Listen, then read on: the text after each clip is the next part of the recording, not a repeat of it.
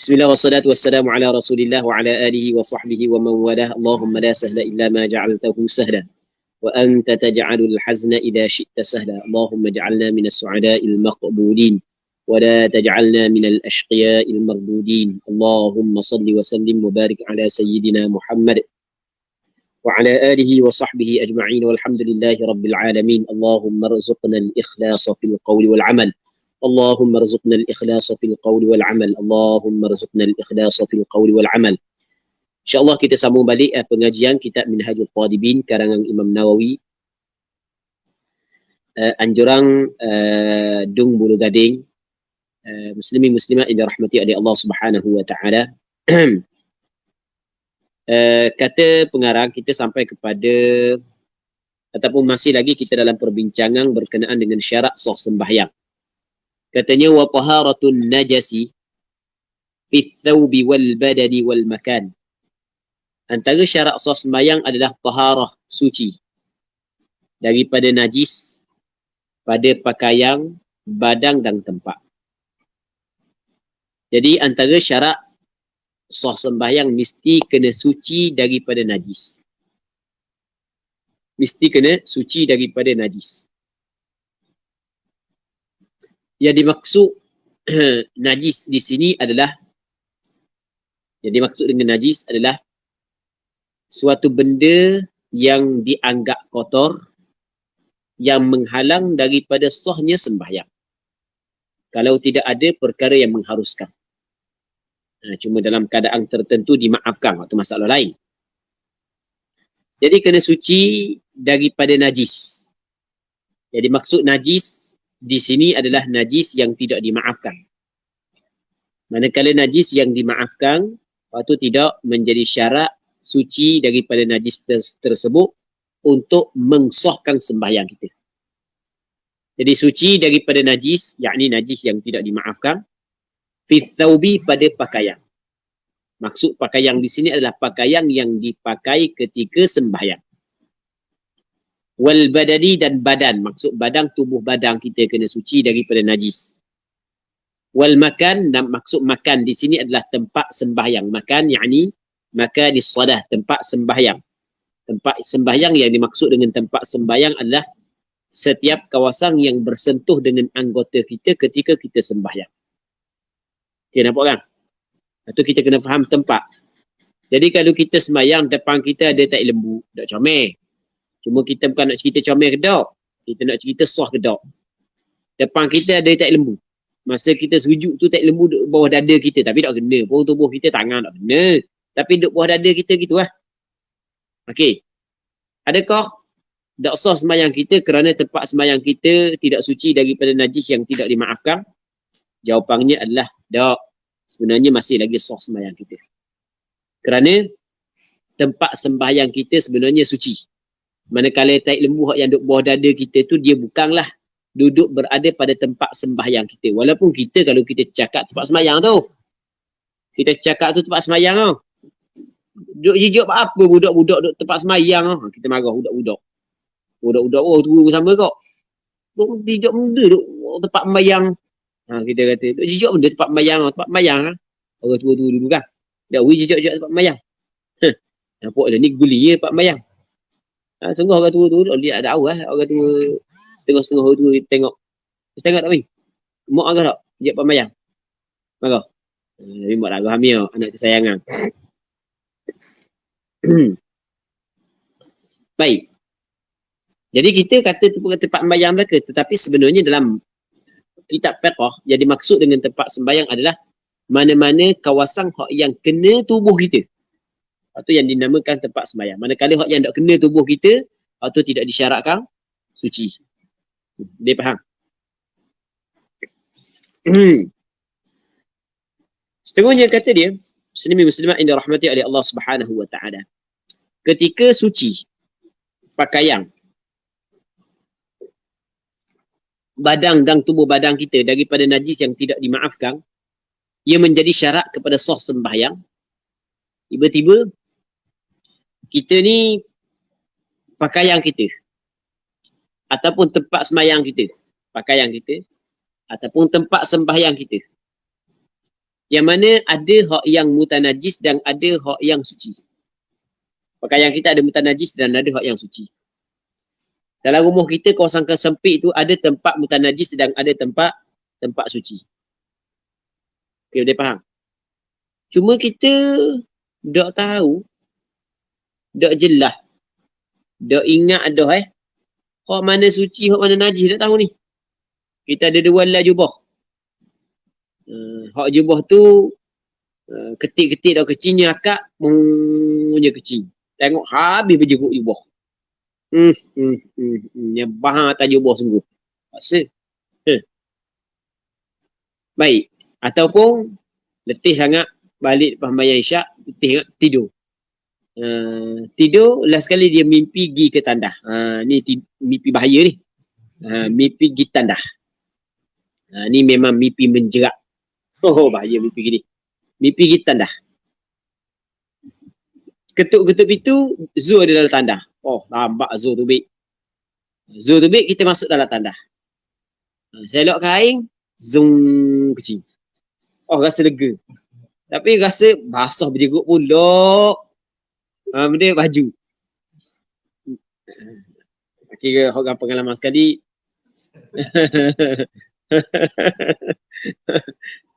Pengalaman sungguh. Okey. Pernah tak mimpi kita? Mimpi kita pernah tak? Mimpi masuk tandah? Pernah tak? Dah tahan? Dah kejut? Dah kejut? Dah kejut? Ya, asa kecil-kecil benar. Asa kecil sodok dah. Benar kecil masuk dalam tandah. Allah masuk dah sekarang dah.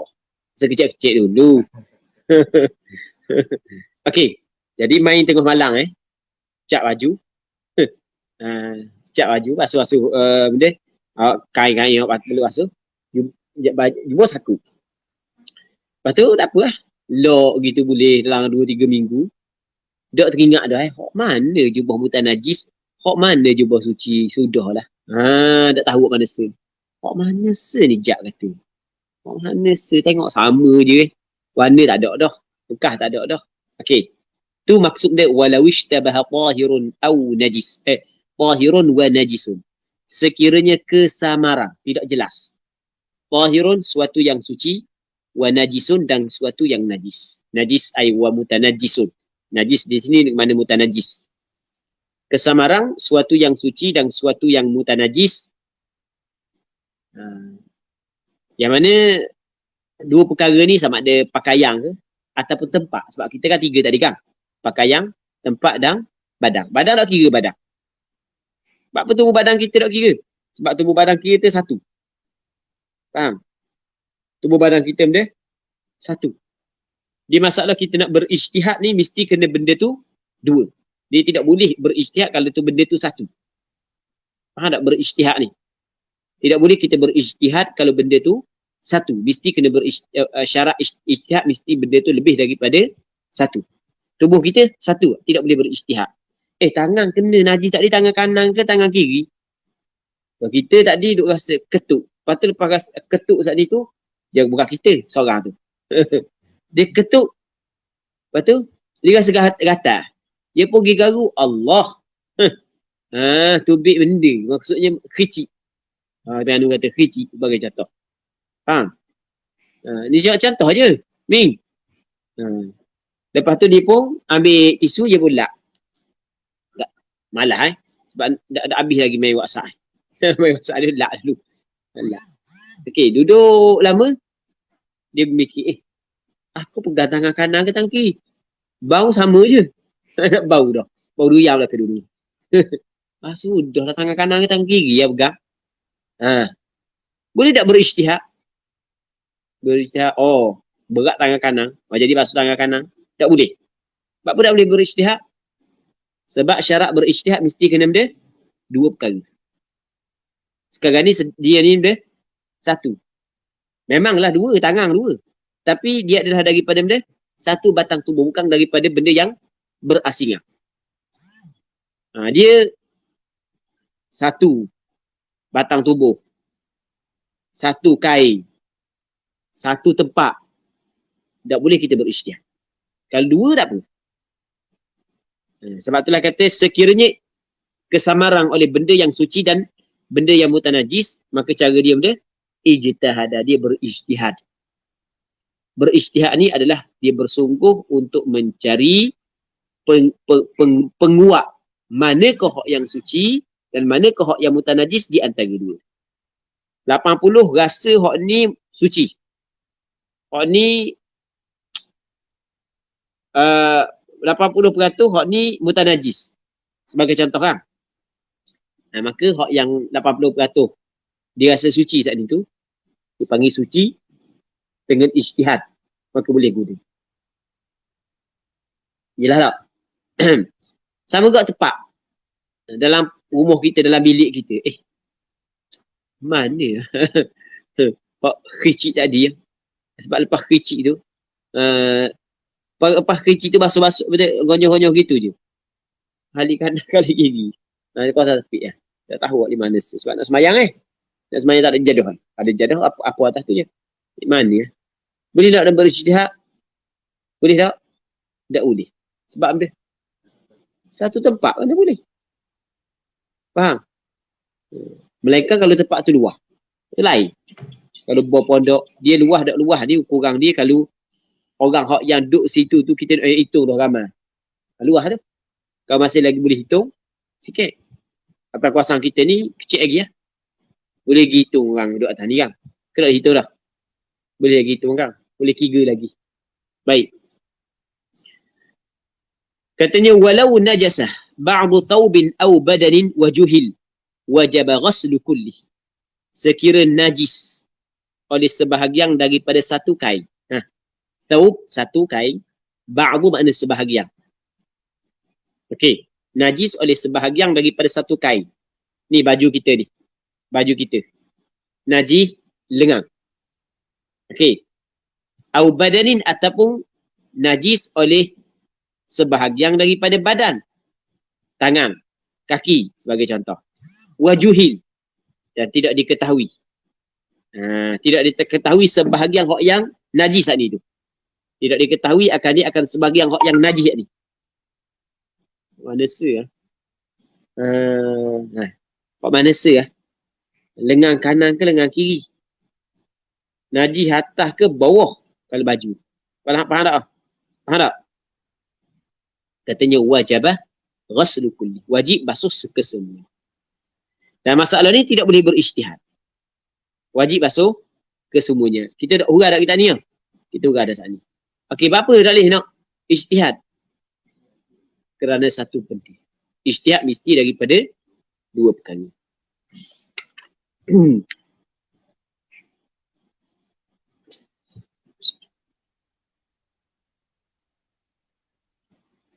Katanya falau dhanna tarafan lam yakfi ghasluhu 'ala as-sahih. Maka jika dhan, kuat sangkaan lah ia seorang tarafan akan satu sudut. Dia kuat sangkaan satu sudut tu mutanajis. Jadi bermakna satu sudut yang kedua adalah suci. Tapi taraf ni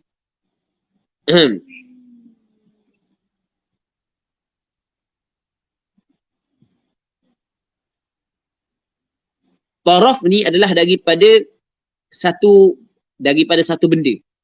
Daripada satu benda. Ketika tu katanya lam yakfi ghasluhu 'ala as-sahih. Tidak memada oleh basuhnya taraf tersebut di atas kaul yang sahih. Kita boleh faham? Okey. Katakanlah kain dia kena najis. Sikit je kena najis. Ataupun kita tak letak kain, kita letak baju. Kita letak lengan baju dia. Kita letak lengan baju dia kena najis. Okey, lengan baju dia kena najis. Tiba-tiba tidak ingat mana saya, kanan ke kiri ya. Berat kanan. Tapi tak yakin kanan. Berat kanan. Boleh faham? Adakah memada dia basuh hak sebelah kanan saja? Tak. Itu maksud lam yakfi ghasluhu 'ala as-sahih. Tidak memada membasuhnya mengikut as-sahih. Faham? Sebab dia daripada satu benda. Nampak kan? Dia daripada benda satu benda. Baik. Katanya walau ghasala nisfa najisin thumma baqiyahu fal asahhu annahu id ghasala ma'a id ghasala ma'a baqihi mujawirahu tahura tahura tahura kulluh wa illa fa ghairul muntasif. Maksud dia benda. Walau ghasala nisfa najis, sekiranya membasuhlah ia akan separuh daripada najis. Maksud najis ni adalah thawbin mutanajis, pakaian yang terkena najis. Thumma baqiyahu, kemudian membasuhlah ia akan bakinya. Okey, dia basuh separuh, lepas tu dia basuh baki lagi. Okey, katakan gini sebagai contoh. Tengok contoh je. Okey, katakanlah ni kain. Kain ni mutanajis tengah dia. Contoh tengah ha. Okey, kita ni ada urat. Nampak ada urat. Ada urat kan? Jadi dia basuh yang basuh separuh ni. Separuh ni betul-betul kena tahu urat ni. Tak lebih daripada urat ni. Faham tak, Fazi? Separuh hari ni basuh. Lepas tu dia pun basuh alik ni pula. Tak lebih pun daripada urat alik ni pula. Ha, jelas. Maka katanya fal asahu, qaul yang asah, annahu in ghasala ma'a baqihi, jika dia membasuh bersama dengan baqinya. Okey, dia basuh separuh, lepas tu dia basuh baki kan? Faham tak kian? Kalau dia basuh bersama dengan bakinya saat itu, mujawirahu, akan mujawirnya. Yang berhampiran ni mujawir. Ha, ini mujawir dia. Dia basuh bersama dengan baki itu akan mujawirnya. Okey, sekarang ni dia basuh sebelah halik ni. Lepas tu dia basuh halik ni. Okey, basuh yang kedua ni dia ada mujawir dia kan? Dia basuh juga mujawir dia. Maksudnya dia tindang pula di atas basuh tadi. Nampak tak? Dia tindang. Gini, basuh dah sekali. Kedua dia bukan basuh gini. Dia basuh gini. Jelas tak? Jelas tak? Bukan dia basuh gini. Dia basuh kan? Dia basuh gini. Tahura kulluh, suci oleh sekalian. Dia cara basuh, kadang-kadang dia basuh semua sekali. Kadang-kadang dia bukan basuh semua sekali. Dia basuh separuh-separuh. So halik ni dulu, basuh halik ni. Kalau dia basuh halik ni dulu, lepas tu baru basuh halik ni, maka kalau dia basuh tindang gitu, dia tidak dapat tindang. Maka suci bakilah. Tu maksud tahura kulluh. Suci ke semua. Tapi kalau dia tak tindang, dia basuh begini. Basuh ni, basuh ni. Dengan tepek. Apa? Katanya wa illa, dan jika tidak. Maksudnya jika tidak dia basuh bersama dengan bakinya, akan mujawirnya. Okey, hak mujawir dia basuh. Kenapa tak hak mujawir dia basuh? Hak yang mana-mana mujawir saat ni? Ha? Orang mana-mana mujawir? Anak tak mana benda? Yang berhampiran, jirang kan? Yang berhampirangnya. Wa illa, dan jika tidak, kalau tidak basuh serta baki saat itu akan mujawirnya, maka faghairul muntasif, faghairul muntasaf, faghairul muntasaf, maka selain daripada al-muntasaf, selain daripada hak yang tengah tu. Muntasaf ni tengah tu lah, selain daripada hak tengah tu. Maksudnya faghairul muntasaf ay faghairul muntasaf tahirun. Selain daripada hak tengah tu tahir, suci. Jadi bermakna hak tengah suci tak? Hak tengah tak suci. Okey, nampak? Apa hak tengah tak suci? Soalannya. Soalannya kenapa kau hak tengah tak suci? Berarti molek gini. Jadi oleh kerana dia basuh halik ni separuh. Jadi basuh gitu. Hak tengah tak suci saat ni tu. Kerana apabila dia basuh halik ni, air daripada halik ni ada kena juga bahagian hak yang najis halik ni. Nampak tak? Air. Walaupun sikit, walaupun hanya sebesar benang. Tapi kena. Okey, boleh faham tak? Maksudnya, okey, dia basuh halik ni. Penghujung basuh saat ni tu, bertemu tak dengan tempat yang belum basuh yang ada najis? Faham tak ni? bertemu dengan tempat yang belum basuh yang ada najis. Nampak tak? Dia basuh hal ini. Okey, hal ini suci ya. Tapi penghujung basuh saat itu, pastinya dia akan kena tempat yang ada najis. Jadi apabila penghujung basuh, dia kena pada tempat yang ada najis, maka air yang kena tempat pada tempat tersebut, sedangkan tempat tersebut adalah najis, maka air tersebut juga dihukumkan sebagai najis. Maka sebab itulah dia kena basuh begini. Kalau dia basuh begitu, maka hak yang muntasaf saat itu tidak suci. Faham? Jelas tak? Itu maksudnya faghairul muntasaf tahir. Selain daripada muntasaf yang suci. Jadi muntasaf suci tak? Tak suci. Jadi dia kena basuh sekali dengan mujawirnya. Nampak tak? Dia kena basuh begini. Macam kita buat tadi kan? Bukan begini. Begini. Ke tak faham maksud gitu? Faham tak je? Nampak tak? Isyarat isyarat faham tak? Seterusnya muslimin-muslimat yang dirahmati oleh Allah Subhanahu wa taala katanya, wala tasihhu salatu mulaqin ba'du libasihi najasah. Dan tidak sah sembahyang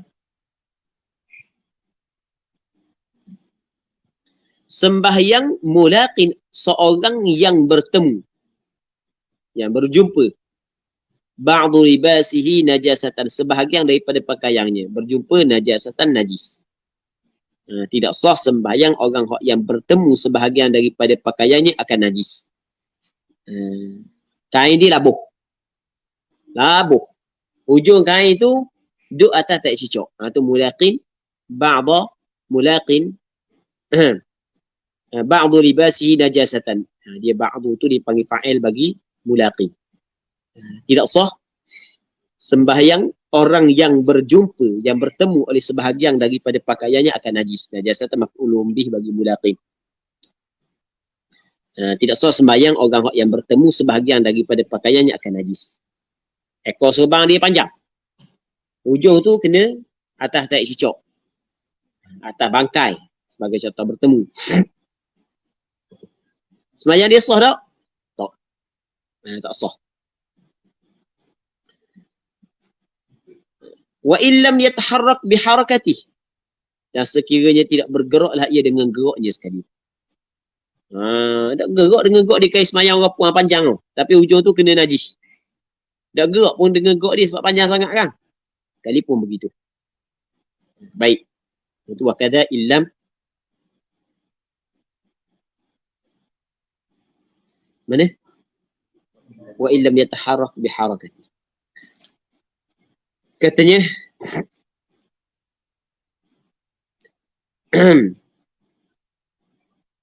wala qabidin tarafa syai'in ala najisin in taharrak. Dan tidak sah juga salatu qabidin, sembahyang orang yang menggenggam. Tidak sah juga sembahyang orang yang genggang tarafa syai'in, tepi bagi sesuatu ala najisin, di atas najis. Dia genggam tepi sesuatu yang berada di atas najis. Tapi dengan syarat intaharrak, ai intaharraka biharakatih.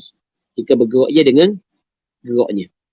Kalau dia bergerak dengan geraknya begitu. Okey, kita gini. Katakanlah kita okey. Di Mekah, kita buat contoh Mekah. Ada ibu bapa kata molek. Dia bawa budak besar ni. Kecil daripada ni. Maka budak besar ni tahu kala benda tempat orang ramai. Tahu kala benda tempat orang ramai. Dia kerja dia pada otak dia nak main. Tak itu. Sebab tu orang kerja pada otak nak main budak dah. Budak. Dia kerja pada otak nak main je. Maka mak dia benda tali. Dia buat tali. Tali comel. Tali comel. Dia ada tali, dia. Ikat dia ni, ikat di tangan budak. Nampak tak?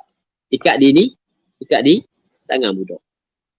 Okey, ada kala budak saat ni tu pakai pamper, dalam pamper ada najis. Dalam pamper ada benda? Ada najis. Tiba-tiba mak tu sembahyang dalam keadaan tali yang terikat dengan budak, dia pegang. Faham? Soalannya, adakah perkara tersebut memberi kesan kepada sembahyang dia ataupun tidak? Kata dia, wala qabidin, maksudnya ay wala tasihhu salatu qabid.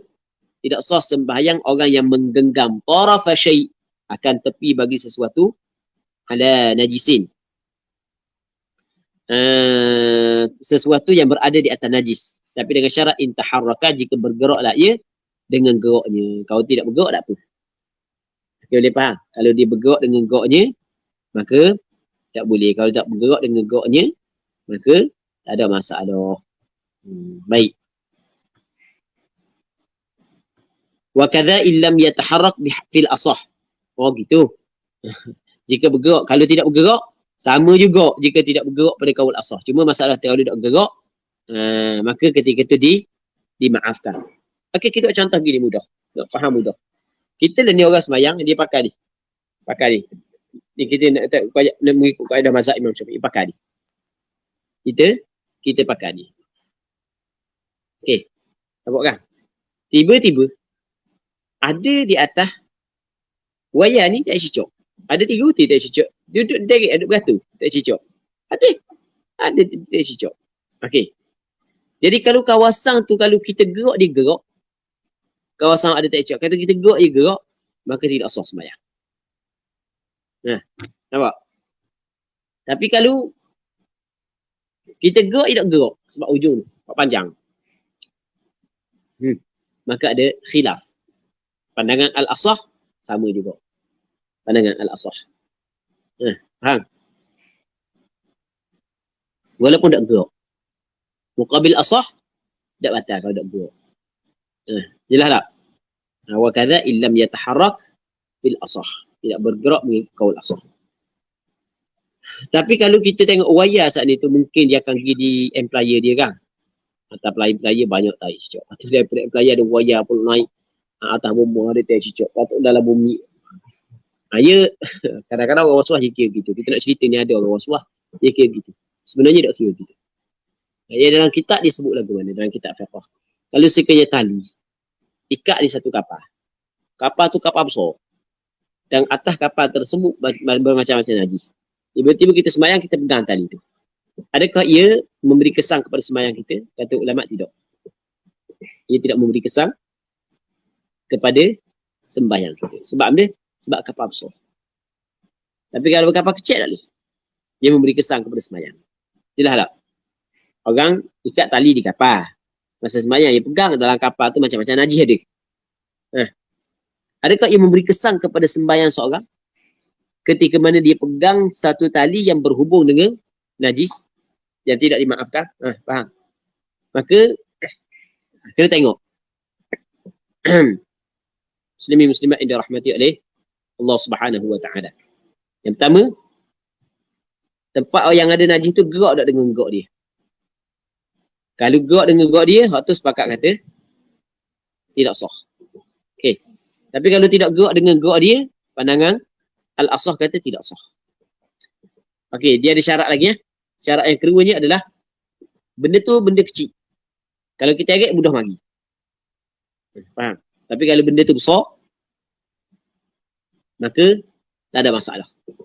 Kalau benda tu besar, maka tidak menjadi masalah. Kalau benda tu besar. Contoh kapal sana. Jadi sama dengan employer. Employer benda besar. Ada dia pun wayar-wayar lain tu kira benda besar lah. Sama dengan masalah bahu tadi kan. Ini kita kena sebut lah.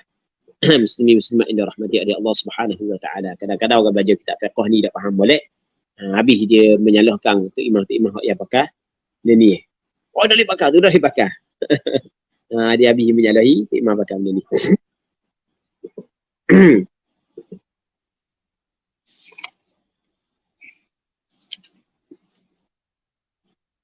Katanya falau ja'alahu tahta rijlihi sahhat mutlaqah. Maka jika dia menjadikan, ja'ala menjadilah ia, fu kembali kepada tarafah. Tarafa ma tarafuhu al-akhar najisun awil kain ala najas. Maksudnya kalau dia menjadikan tepi hak yang selagi tu di atas najis, dia jadikan perkara tersebut tahta rijlihi, di bawah kaki dia, sahhat, sahlah sembahyang dia secara sahlah sembahyang dia secara mutlak. Sama ada bergerak dengan gerak dia ataupun tidak bergerak dengan gerak dia. Sebab dia tak di bawah kaki dia. Sebab dia tidak tanggung. Dia tidak pegang. Tak bawah kaki. Dia jijak. Dia jijak tali yang ada najis. Tidak pegang. Okey, kalau ni kita buat contoh gini. Kita buat contoh tikar. Dia ada orang tak tikar ataupun sejadah. Kan? Sejadah. Atas sejadah tu ada tak cicak. Tapi nu ada tak cicak. Tiba-tiba dia pegang sini. Faham? Mengikut mazhab Imam Syafi'i saat ni tu. Pandangan al-asah walaupun sana tak gerak dengan gerak dia. Tetap batal sembahyang. Okey, jelas tak? Nampak tak? Tapi Muslimat yang dirahmati oleh Allah Subhanahu wa taala. Tapi kalau letak di bawah kaki tak ada masalah. Tak cicak pun. Tapi di sembahyang atas tikar tersebut, ia jijak. Tapi tak jijak pun tempat tak jijak, tak jijak di atas tikar tapi duduk sebelah. Maka tak ada masalah. Itu maksud falau ja'alahu tahta rijlihi sahat mutlaqah. Sama ada bergerak dengan gerak dia ataupun tidak bergerak dengan gerak dia. Wala yadurru najisun yuhadhi sadrahu fi ar-ruku'i was-sujudi 'ala al-asah. Dan tidak memberi mudarat. Maksud tidak memberi mudarat tak ada masalah. Tidak memberi mudarat najisun oleh najis. Yuhadhi yang bertentanganlah ia sadrahu akan dadanya fi ar-ruku'i was-sujudi 'ala al-asah, dalam rakaat dan sujud di atas kaul yang asah. Maksudnya kita ada kawasan lantai yang bertentangan dengan dada kita. Faham tak? Masa kita sujud ada tak? Kawasan yang bertentangan dengan dada kita. Sama juga masa kita rokok, ada kawasan yang bertentangan dengan kita kan? Berada di hadapan kita. Adakah najis tersebut, najis yang berada pada tempat tersebut? Itu maksud bila wala yadurru najisun yuhadhi sadrahu.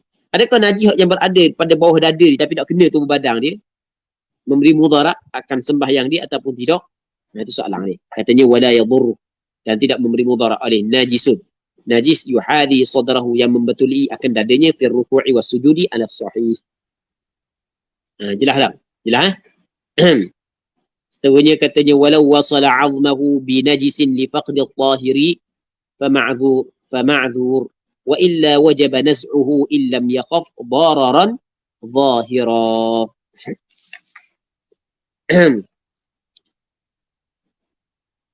Katanya walau wasala 'azmuhu binajisin, sekiranya menyambung ia akan azmahu akan tulangnya binajisin dengan benda yang najis. Ifaqdi tahir, kerana tidak ada dah yang suci. Fa ma'dzur, maka diuzurkan akan dia, diberi kemaafan. Baik. Jadi tak ada tulang hak yang boleh menjadi pengganti kepada tulang dia hak yang patah. Mereka tulang babi. Tak ada hak yang suci. Tulang babi ada hak najis. Okey. Ketika tu boleh pakai. Faham? Boleh pakai. Sebab tidak ada hak yang suci. Dia boleh kita pakai hak yang najis kalau tak ada suci. Itu maksud walau wasala 'azmahu binajisin li faqdi at-tahir fa ma'dzur, maka dimaafkan. Dia beri kemaafan. Wa illa wajaba naz'uhu, dan jika tidak wajib oleh mencabutnya. Kena cabutlah tulang tersebut. Buat pemudahan pula. Illam yakhaf dararan zahira, jika tidak bimbang ia akan berlaku kemudaratan yang zahir.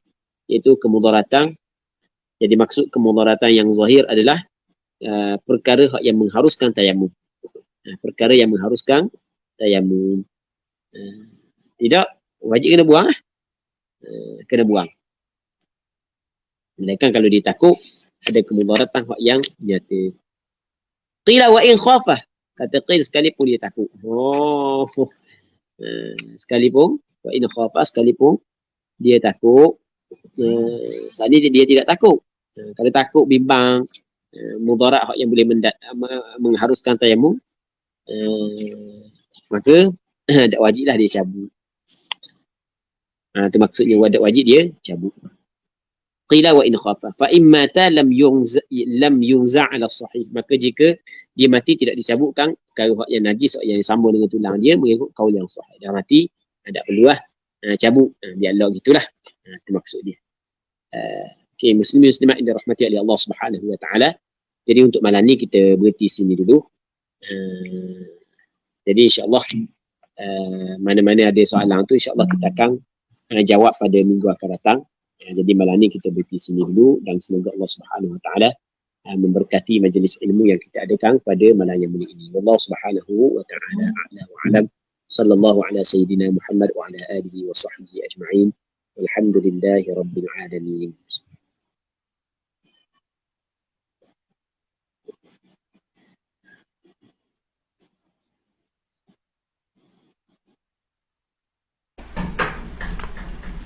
Untuk soalan pada malam ni Ustaz, ada soalan mana ya? Boleh. Assalamualaikum, bacaan tahiyat adakah masih sah bacaannya seperti pada kalimah syahadah lafaz Muhammadan Rasulullah dibaca dengan mati tanpa mak kalimah Allah itu? Okey, jadi masalah jadi soalan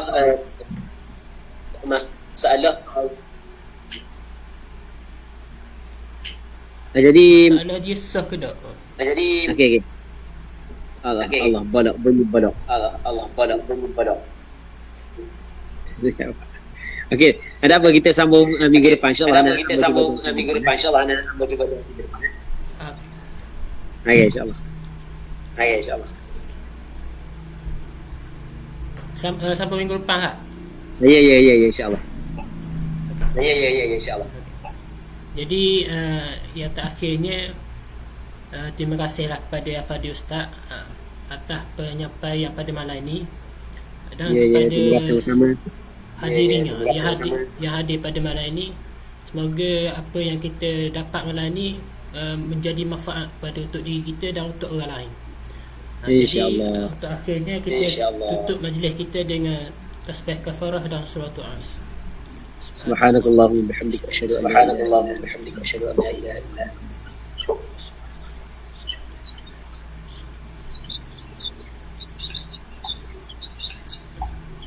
Assalamualaikum warahmatullahi wabarakatuh.